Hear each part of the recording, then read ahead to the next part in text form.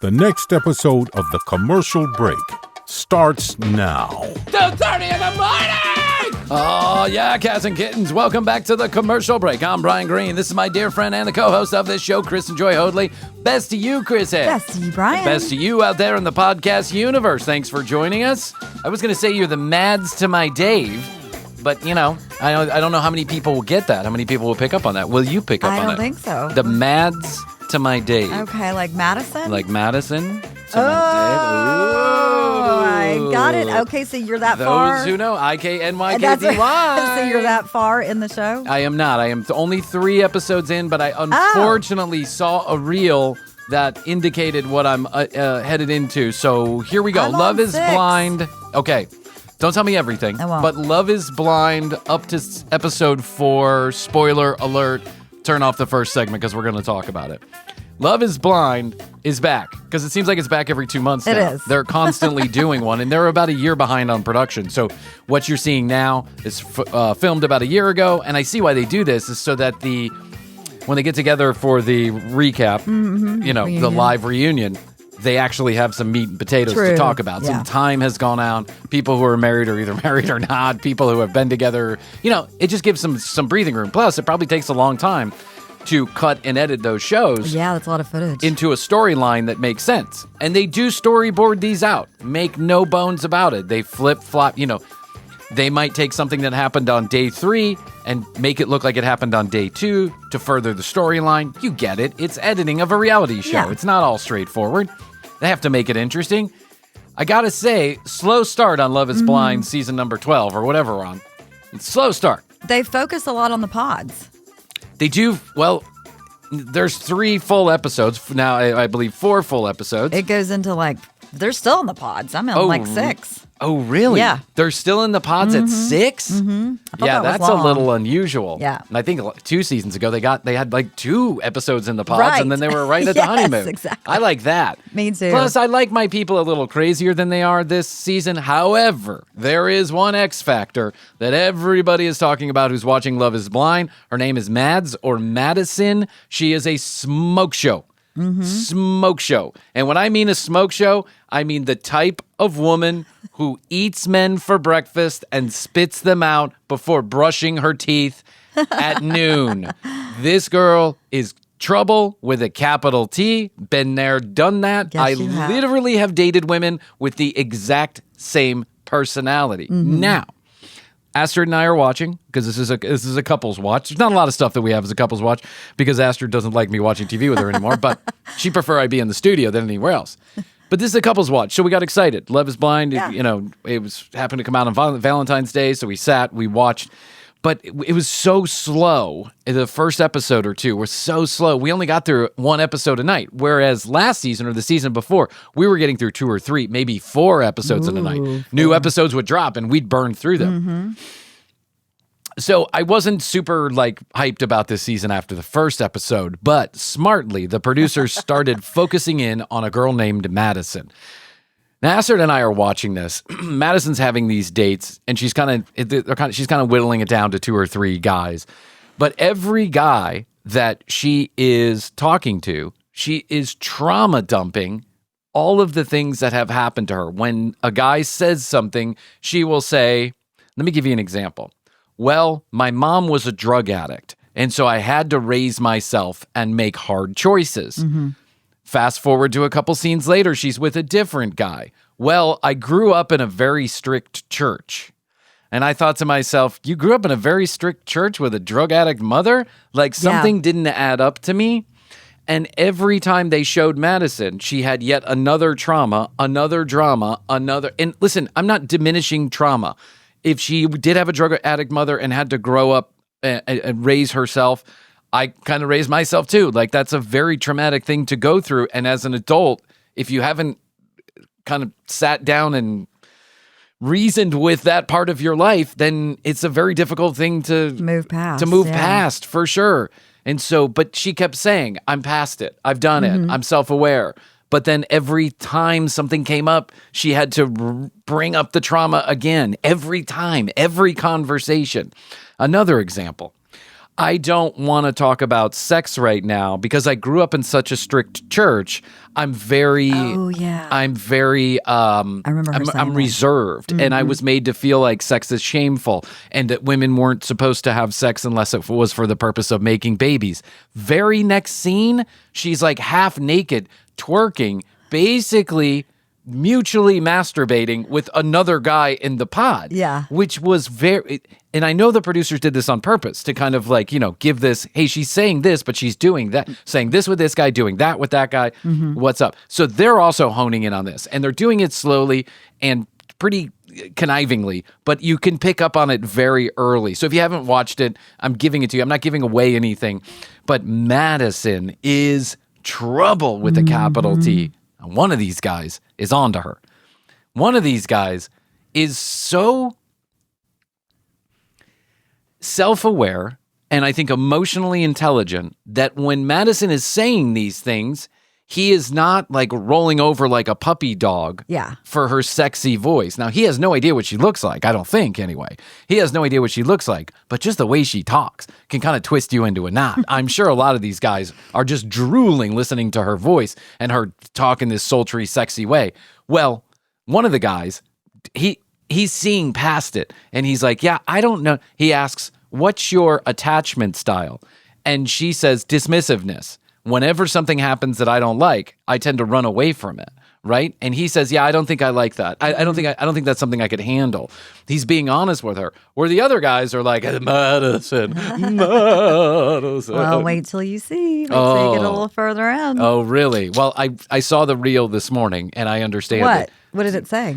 That she kind of like blew up the whole thing for another girl altogether? Well, that happened, but then there's something further that happens, so. Okay, well, drop the bomb.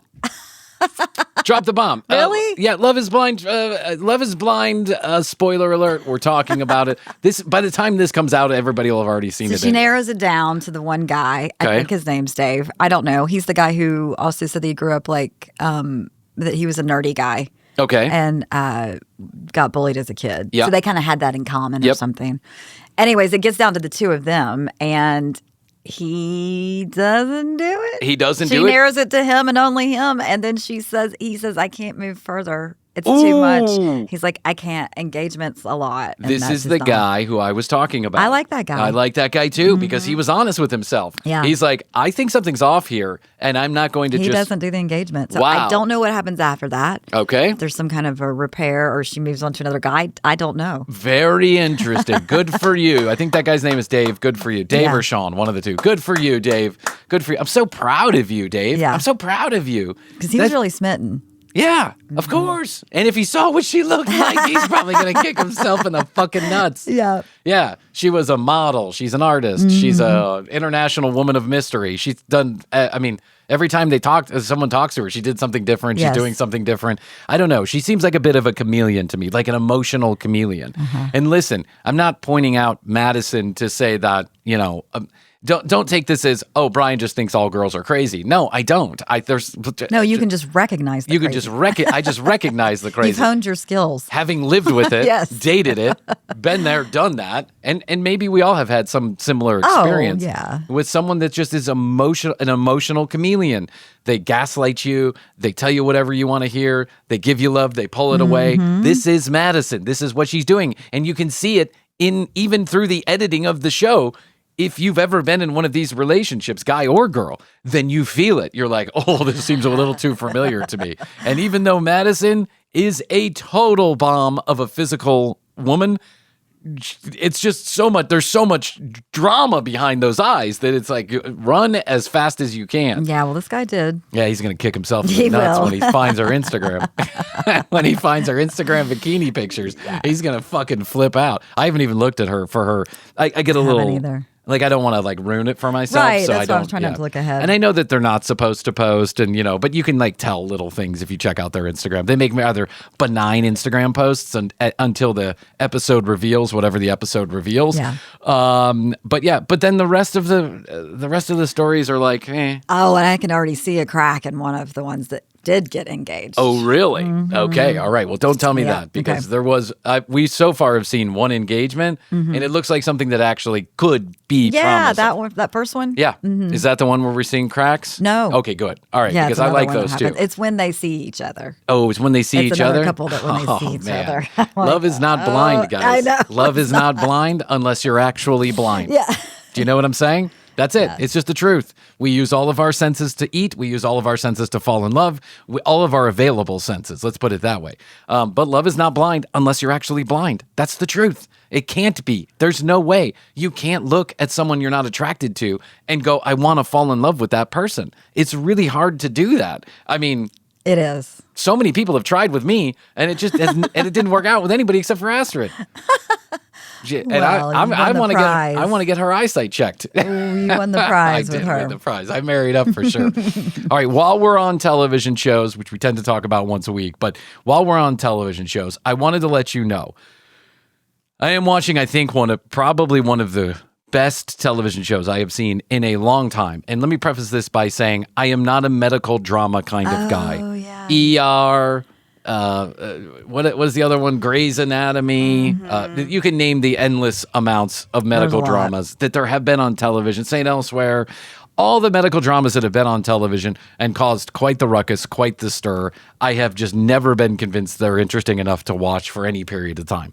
I'm not into it. It's not for me. I'm sorry. It's just like I don't know, like bad romance drama wrapped in with some medical bullshit, and there's always some mystery that someone's uncovering and some medical miracles happened out of nowhere. It's all a little too fluffy and bullshitty for Bryan, okay? I like Seven Little Johnstons. Yes, that's where good television lives. However. You got the Pitt. That's it. You're on the Pitt. I am on the Pitt. And the Pitt. I've heard the Pitt is taken off. So fantastic. And that Noah Wiley, who's on that show, executive producer, co-writer, and the lead in that show, plays like the Pitt is a teaching hospital in Pittsburgh. They call it the Pitt because he works in the emergency room that is filled with people, and they don't have enough time, they don't have enough money, and they don't have all these other reasons. It's just like a real live emergency room. It is so incredibly real, down to the like the props that they use for the medical procedures, the words that they're saying, they're using words that clearly only surgeons or doctors or medical professionals would even know. So it's like you're a fly on the wall. You are a fly on the wall. In the emergency. Yeah, on a real emergency room. Not one where they're fluffing up the language for the viewers, to kind of homogenize it for everyday viewers. This is like they're saying the real words. And then in between, the storylines slowly unfold. Okay. And the storylines are interesting enough to keep you engaged. The acting is fantastic. It's quick-paced. They're taking care of a new patient, And, by the way, I love how this is done. It's 15-hour shift at the Pitt, 15 episodes, an hour each show. So you're actually following them minute by minute during the show. So it's not like there's big jumps in time forward or backwards. I mean, there are some flashbacks so you can get some of the story. But basically, when it's 9 a.m., you're following them from 9 a.m. to 10 a.m. And they're treating the patients in real time during that hour. And those patients can stay for multiple episodes, depending on what kind of case they have, or they can be in and out in an hour. So it's fascinating. It's fantastic. I fucking love it. It's on Max. You should watch. Everybody should be watching this. It is very much being talked about right now. It's already been picked up for a second season. Michael Crichton and Michael Crichton's estate had sued the Pitt because Noah Wiley was on ER. And then one of the writers and producers from ER also is a writer and a producer on this. So they're saying they stole the idea for ER. But I saw a couple episodes of ER, and I don't remember it being half as engaging as the Pitt. Yeah, also, I was in my 20s when the ER, or 20s or 30s when ER came out, and maybe it just wasn't that stage in my life when I could deal with a medical drama. I love this show. Watch it. But there's a point here. There's never a point to the commercial break, but there's a point here. I have, for a long time on this show, have wanted to find a way to wrap music into the show, but we are not equipped to actually play music on the show. We're big music fans. Yeah, we're big music fans. But the radio stations, you listen to radio or you listen to Howard Stern or someone on Sirius, and they can play all the music they want because they have ASCAP licenses. They're able to do so. Those things are terribly expensive. And I looked into it because I really wanted to play music on the show. And it's just not a possibility. It's too expensive for the amount of downloads. For all 5 downloads we have, it's like $70 million. But I'm going to take some chances here and there. And I'd like to share with you new music when I find it. Now, this music is not new, but this is a fantastic song. I'm going to give you the name of a band, and I'm going to let you listen to a song that was the opening song to The Pitt. Oh. Okay?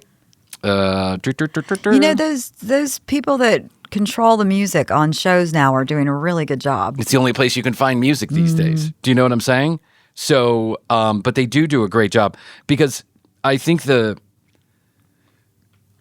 cost of playing some of this music has come way down, and there are more licensees, like musicians, artists, people who own these rights, that are willing to put this music in shows for cheaper prices because they know it will lead to more streams. It does, yeah. And that's the name of the game.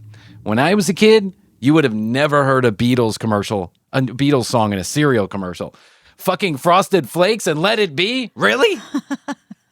But that has all changed. The landscape of music has completely changed to the point where it's so impossible to make money selling albums that these people have to make money anywhere they can. They're willing to license these songs out. And I think they do it for a much more reasonable rate. And the people who are putting the music in these shows are really good at what they do. They find like these little unknown artists, and they can blow one commercial or television show can blow them up. Okay, ready? Opening to The Pitt. I'm going to say a name of an artist, and I want to know if you have ever heard the name of this band. Okay. Robert Bradley's Blackwater Surprise. I have, yes. All right, here is the opening to The Pitt. He's really good. This got me, because honestly, I wasn't even considering watching The Pitt, and then I saw the little trailer for it, and then I pressed play, and this was the first thing I heard, and this wrote me in for the rest of the eight shows that are out so far.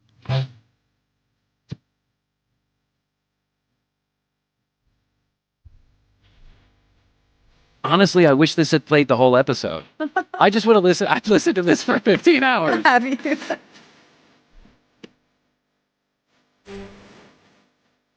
Good stuff. I have no idea what this has to do with medical drama, but it's so good. Yeah. It's so good. It draws you into the first episode. And there's like shots of Pittsburgh and riding over the river. And it's... How are you going to turn a television show off if it's got this at the beginning? It's really Am I right? Yes. Am I right? You're right. So Robert Bradley, speaking of Love is Blind, Robert Bradley is a blind man. And the way that this band got started is the other members of the band wanted to start like a grunge band back in the 90s. They were like that grungy kind of thing, Everybody right? was in it. But they were really bad. They weren't on so 33P good. level? They were definitely not Chopper Johnson material. They were in a practice space, I think in New Orleans. They were in a practice rehearsal space, and on a break or getting ready to practice or whatever, the lead guitarist heard Robert Bradley singing in another studio space. The window was open. He could hear him through the window. And then he came out later. He heard him through the window again. And then hours later, Robert Bradley still singing. And so he convinced him to come and sing for the band, sing with the music. And this is what came out of it. And some of the music that these guys put out is just fantastically soulful. And Robert's got that voice that I think only a blind man from New Orleans can have, honestly. If I'm being, if you think about it for 2 seconds, that's a million years worth of life experience in that voice. And it just got me. I'm convinced I'll watch The Pitt for at least one episode. Just to hear that. Yeah. And the funny thing is, there is not another drop of music in the entire series. Oh. That's it. One song, that's it. But whoever made that choice, whoever picked that song, whoever got Robert Bradley's shit, called the Robert Bradley whatevers and said, hey, can I use this song? Was 100% right. That gets you through the first 15 seconds, and then you're involved. You're like, okay. And then the doctor walks into the ER, and he starts his shift, and you're like, okay, well, I guess I'll just stay around for 1 hour. It, yeah. Oh, man, and it comes out every Thursday. Fuck you, Hulu. I mean, not Hulu, Max. Fuck you. I just want to watch all 15 hours. Is that okay? I would burn through that show. I really would. Anyway, Love is Blind, The Pitt. I would suggest The Pitt before Love is Blind, but, they're both medical dramas in some way, shape, or form. All right, let's take a break. And I got to talk to you about something that is crazy. Something crazy has returned. What? I will blow your mind when we get back. Okay, are you ready for some of the craziest news you will hear, music-related, festival-related? I think so. This year, or maybe ever.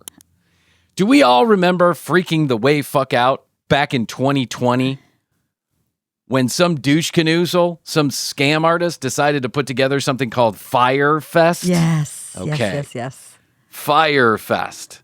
There's 2 documentaries ignominious festival that never was. The best festival that never happened on Pablo Escobar's private island with, swimming bologna pigs sandwiches. and bologna sandwiches and tents that weren't set up and artists that didn't show and, basically the total shit show that almost killed some people, honestly. Yeah.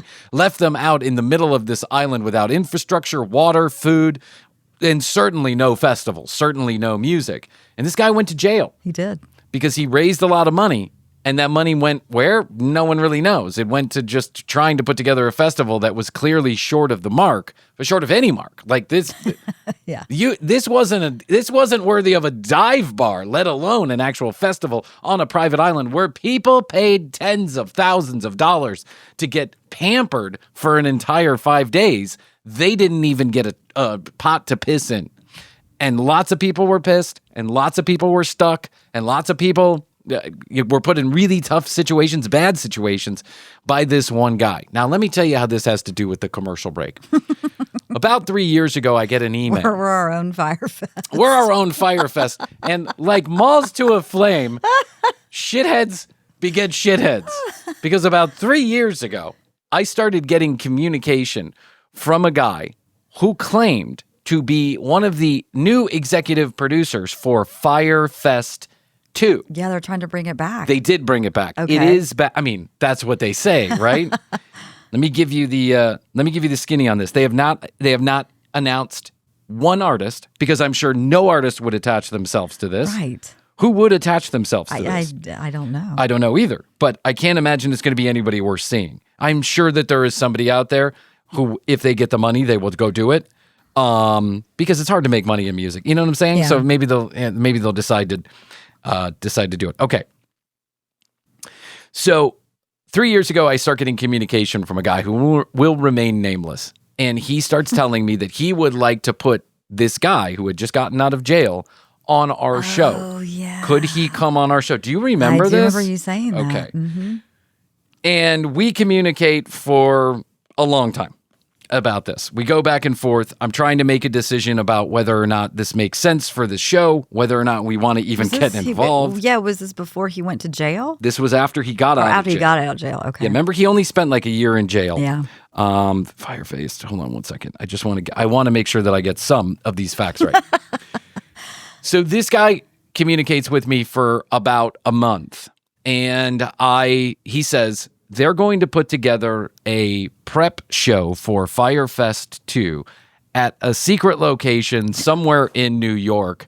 And if you allow Billy to come on your podcast, Billy McFarland, the guy who actually created this, the guy who went to jail, if you allow him to come on your podcast, then I can get you one ticket to this like Fyre Fest 2 prep concert, whatever. He was trying to put together like a satellite show or something, right? Okay. Where they were going to make this big deal. I don't think that ever happened. You could get a ticket to that. I will get you one ticket to that at face value. So Billy was going to come on the show, make an announcement about Fyre Fuck Fest or whatever it was too, Fyre Scam Fest 2. And then I was going to have the privilege of paying Billy to go to his show, thousands of dollars to go to his show. But then I couldn't say anything bad.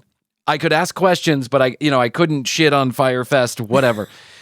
It became this long, complicated conversation where clearly this guy was trying to get money out of me. He was trying to get me to pay him to have Billy on the show. Now, you're probably saying to yourself, Bryan, do you even think Billy was involved in any of these conversations? Or is this just some guy who decided, I found a sucker, essentially. Well, I had been CC'd on multiple emails with Billy, and Billy responded on at least one occasion.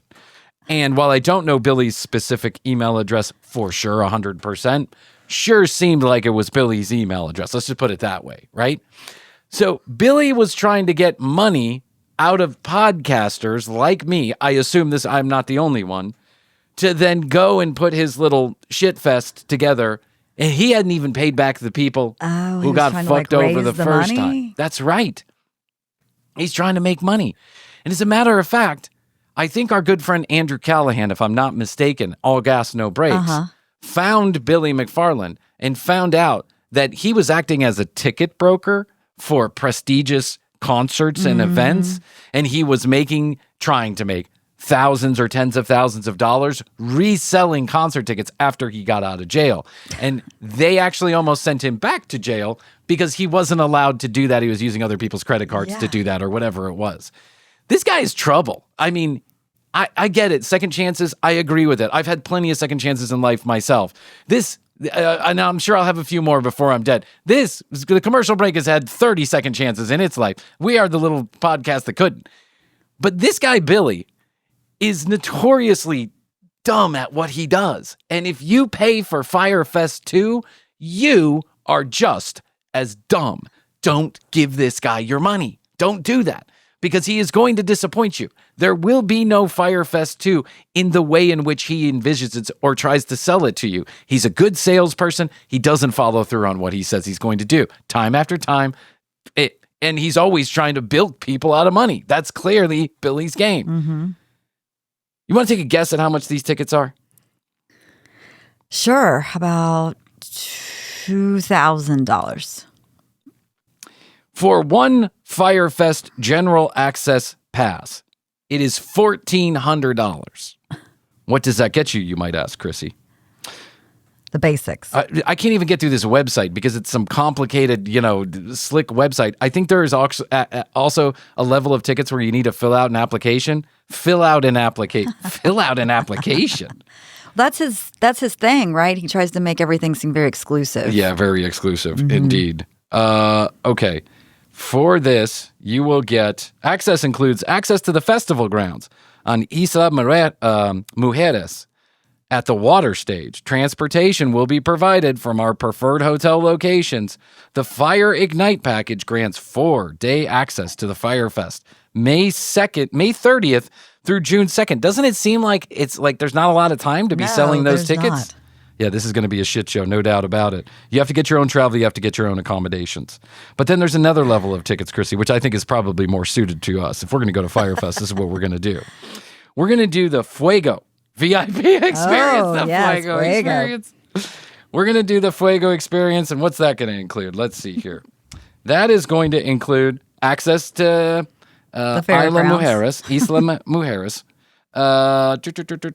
We're going to get to explore, embrace the unknown, and defy impossible alongside some of the most fascinating people in the world. Oh, my God.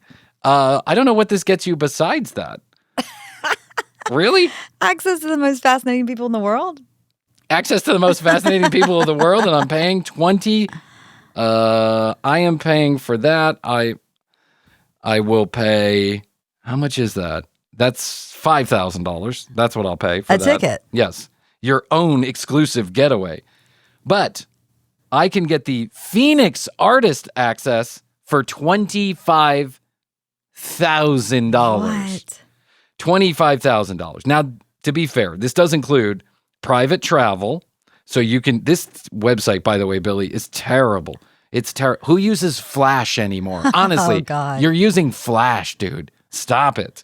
Make a website that doesn't take up all the resources on your computer. Okay. Fire Phoenix package grants 4-day Phoenix access to the Fyre Festival. And that's all it says. What? Clearly, this can't be true. What? You don't get anything else but that? Sounds like a deal to me. Yeah, fuck that. I'm not going to do that. You don't even know who the artists are. Oh, Phoenix passes include complimentary luxury accommodations for 2 in the Fire Artist areas at the 5-star Impressions Isla Mujeres or the 5-star Almarade Isla Mujeres for 3 nights. 1 king or 2 doubles, private ground transportation to and from the Cancun airport or the Fire Ferry, and the Fire Concierge will reach out to the Phoenix pass holders to assist with travel and accommodations. Okay, so you get your travel. Commercial flights are red. Oh, you don't even get travel on this one. It says commercial flights are readily available in and out of the Cancun airport. Fuck you. Fuck you. So that's all I get? I can't wait to see how this goes down. Oh, now added the Prometheus package for $1.1 million. No. Yes. Prometheus guests will live like the gods of Fyre. Prometheus pass holders have their accommodations provided by Fyre, and they will have the option of a 4-stateroom yacht or a luxurious 4-bedroom villa with immediate proximity and access to Playa Fyre and festival grounds for 3 nights from Friday to Monday. The Fyre concierge will reach out to you to coordinate your ultimate stay. You will also be flown in and out on a private plane. I mean, there's a sucker born every minute. I know that there's a sucker born every minute. I get it. And I also get that there are going to be some people on this earth who just can't pass it up. In the year of Doji and Dogecoin and Haktua, Tua coin and all this other stuff, there are some people who have money who probably should have never had money, and they're willing to spend it just to be involved in something notorious like this. So I do have a feeling that Billy will sell tickets to this, even though he has announced no artist. Yeah, no one knows who's going to be there. And you're going to pay someone $1.1 million to take a private plane down to Cancun and stay only 4 nights on a 4-stateroom yacht? I promise you. And what do you do? Like fill out, like just check, yes, I want this $1 million package. Yeah, and run your Amex. Here's my credit card. Yeah, run your Amex. Run your Amex to Billy's. Here's the number. Personal Zelle. That's right. I mean, honestly, guys, for $1.1 million, you could rent a 4-stateroom yacht in Cancun. You could fly privately, probably for $50,000. A nice plane for $50,000 down to Cancun. Atlanta to Cancun and back, a really nice plane, like a 12-seater, like the kind you see in rap videos. You know what I'm saying? You get down there, you can probably rent a yacht for 20 days, fully staffed, and go anywhere you want to in that Yucatan Peninsula. And come home with $500,000 in your pocket. I promise you, it does not cost $1.1 million to rent a yacht for 4 nights and be at a festival where no one's playing. There's no one announced. Why would you do that? I don't know, Billy. I'm sure that somebody likes him, but I'm going to tell you right now, don't give your money to these people because you will end up being disappointed. $1.1 million. Give the commercial break $1.1 million, and we will turn off the RSS feed and the commercial break. You can put whatever name you want on it, and Krissy and I will do an episode every day for the next 5 years just to you. That's it. That's what you get for $1.1 million. And I think that's a much better deal than staying on a yacht for 4 days and a festival that no one's going to play at. You know what I'm saying? Is it going to be 33p acoustically? Who's going to play there? I can't believe that he's doing this again. I can't believe someone's letting him do this. I mean, I guess, who's going to stop you from doing it? But I can't believe the people down in Mexico haven't seen the movies. They're not like, we should get a deposit. We should get a deposit from this guy. Surely they have. Yes. And I think that Billy is probably hedging his bet. He's waiting for people to buy tickets so that then he can pay artists to get down there. That's why he hasn't announced anybody. Because what festival in the world starts selling tickets in earnest? I know that there's like Bonnaroo's been going on for the thousands of years, and it'll probably be the last thing remaining when the fucking, asteroid comes down to Earth. We'll probably all be at Bonnaroo. And so they sell tickets year round even before they announce, but they have a track record of treating you right. They have a track record of doing this. They have a track record of being successful at getting really fucking good artists year after year, time after time. Billy has 0 track record of anybody even showing up to play on a stage. Why would you trust that he's going to give you the best experience ever?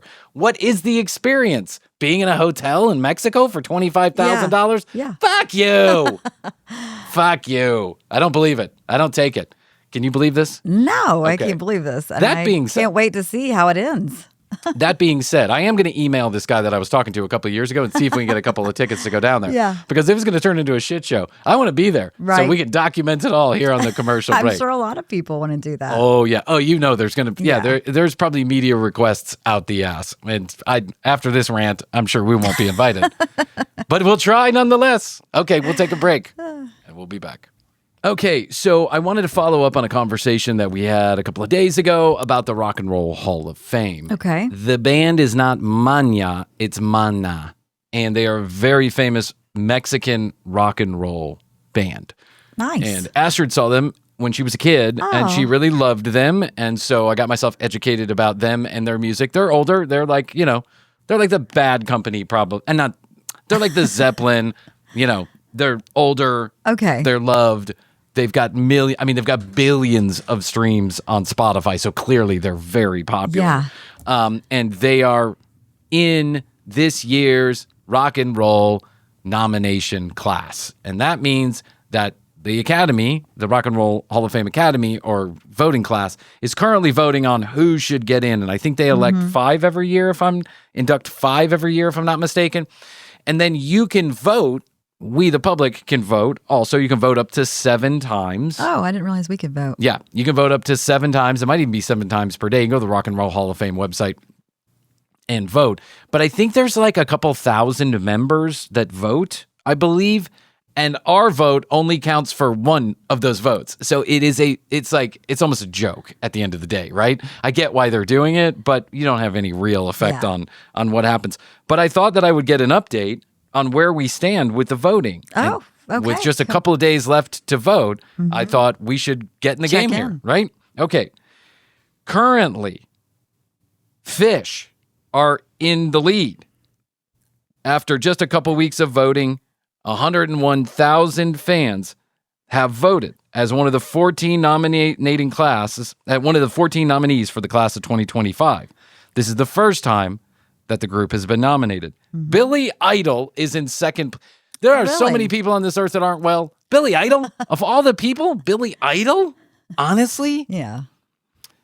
But maybe then you think about like who the people are who would go to the Rock and Roll Hall of Fame website and vote just like I did. I voted for Outkast, by the way. Okay. Soundgarden is in third place with 57,000 votes, followed by Cyndi Lauper, Bad Company, Joe Cocker, Chubby Checker so far down the list. That's a joke. The Black Crowes are on the lead the back half of the list with 39,000. Mariah Carey, 36,000. Outkast is 35,000. Oasis is 32,000. Joy Division is 31,000. While the White Stripes are at 31,000. Really? I'm surprised. And Mana comes in with just 12,000. Artist stories. Okay, so there's 1,200 people who vote, and ours counts as 1 vote. That's kind of a joke. Like they should make it 1 artist allow the public to vote first. Whoever wins is inducted, and then the other people, the other 1,500 people, 1,200 people who vote on it, then they get to vote the other 4. That feels like it was meaningful to me, and I think you get a lot more people to vote on it if that was the case. Because I'm tallying all of that up. If you can vote 7 times, maybe 7 times in a day, and there's only like 500,000 or 600,000 votes that have been cast, that's not like a huge amount of votes that are being cast. But if they said, okay, now you're going to induct 1 of the 5, then I would be much more involved in it. Yeah, I'd actually want to go and vote. I agree that Fish should be inducted. It's their first class inductees if they do get inducted. I don't agree with the rest of the way that this is going down. Krissy and I told you guys this. Fish, Joe Cocker, Chubby Checker, White Stripes, Outkast. Those are the people who absolutely need to be in. Soundgarden will come around again. They will be in. Don't worry about it. I listened to that album the other day on my way Bad home. Motorfinger? Yeah, oh, man, is it good. Oh, man, is it good. Life-changing, actually. Just the way that it's I thought of young Bryan getting in the car, driving, listening to it. Oh, I didn't drive until I didn't have a license until I was 18 You said you drove across the country listening to it. I drove across the country but with you weren't other driving. people. No, I wasn't driving, with other people driving. Okay. Yes. Yeah, but man, that was like a transformative album. I just That's so good. absolutely loved it. So, yeah, Soundgarden will get in, and I agree that they deserve to get in. But Joe Cocker has had to. This has got to be his 30th time being nominated. I mean, for God's sakes, how many times are we going to nominate Joe Cocker before he gets in? Or Chubby Checker, even. He was around in the 50s. Yeah. This has got to be his 30th year being nominated. Chubby fucking Checker. He did the twist, kids. Yeah, he started it. Or was that Little Richard? That did No, the it twist? was Chubby Checker. And what did Little Richard do? Oh, tons of stuff. Yeah. Good golly, Miss Molly. Good golly, Miss Molly. Tons of Sure stuff. got to go. Good golly, Miss Molly. Tutti Frutti. Tutti Frutti. Oh, Rudy. Tutti Frutti.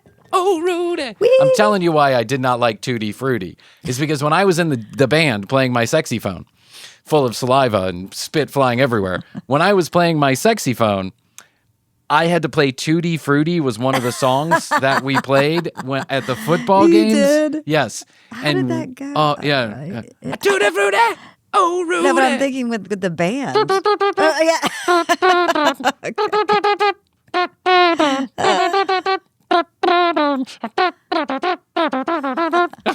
Yeah. Yes. And that 150 times over and over and over again while they set up the next play. Whatever they do in football. That's why Bryan did his best to avoid Friday nights at the stadium in high school. Yeah, I was sick. I wasn't there. I was in disguise. I would not show up to the band, but I would show up to the game and not go in the stadium so I couldn't be seen by my band director. I mean, I did everything I could to get out of those. Not because I was embarrassed to be in the band. It was neither here nor there. I wasn't particularly a popular kid in school anyway. You just wanted to have fun. I just wanted to have fun. I didn't want my Friday nights taken by. What did you think it was going to be getting into the band? I thought it was going to be.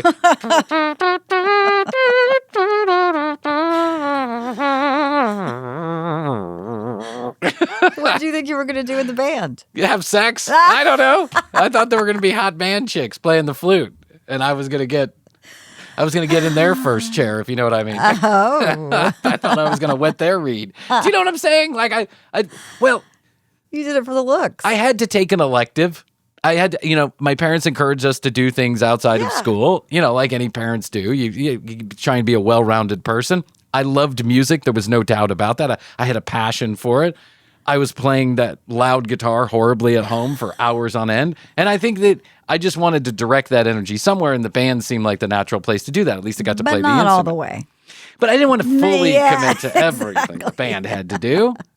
I liked to go to Busch Gardens every year for the band stuff, for the band, the band camp or whatever it was, a band challenge or whatever it was, that cost my dad $10,000 so I could go and smoke cigarettes and avoid any responsibilities with the band for 5 days. I liked that kind of stuff. But the Friday nights at football, years in a row, it was kind of a little much for me. I actually wanted to see what the other kids were doing when I was sitting there. And then every year, nothing like showing up in disguise to really hang out. I swear to God. I do remember a specific night, and my band director would get on my ass. His name was Mr. Poole, and he was a lovely guy, and he was just trying to guide a very wild child into some kind of responsibility, and he could be tough, right? I think he was a man of a certain flavor, if you know what I mean. I think he was, I think he liked other men. That's what I think. And so he was very effeminate in his movements, his actions, and his voice. But you were just as scared of him as you were of the senior varsity football coach, because when he meant business, he meant business. Yeah. And he could get ornery real quick, and it kind of scared me a little bit. And so he would always jerk a knot in my chain. He'd call me into the office. Where were you on Friday night? And I'd be like, I was, Mr. Poole, I really was not. This is the third Friday night. You were not feeling good. So the next Friday night that you're not feeling good, you're going to be leading scales in the class for the next 2 weeks. And I didn't know my scales, so I didn't want to lead scales. No one wanted to lead scales. So I was like, oh, shit. And then so I remember one night, I was stoned out of my brain. It was Friday night. The game started at 7:30. It was 6:30, 6:45. And I knew I had to go there, but I was too stoned to do it. Like, I was just too stoned. And all my friends were going to the game. So what did I do? I never wore a baseball cap. I still don't. Very rarely I wear a baseball cap. I put on a baseball cap. I put on some, baggy clothes, and I went in and I stood in the back. I had no fun whatsoever. I was paranoid. I can't imagine. And one of the girls in the band recognized me. And she was like, shouldn't you grab your saxophone? And I was like, huh? I didn't bring it. Huh? No, I don't think I understood what she said. She was like, I'm reading on these, and I was like,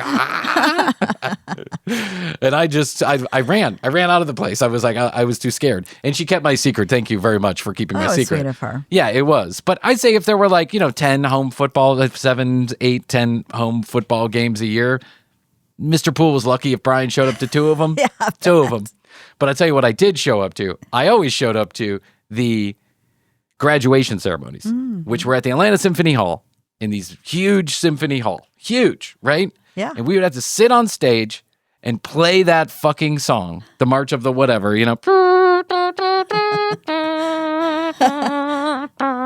We would have to play that while every single graduating student came up and got their degree. And even though the school was much smaller, 2 hours, it was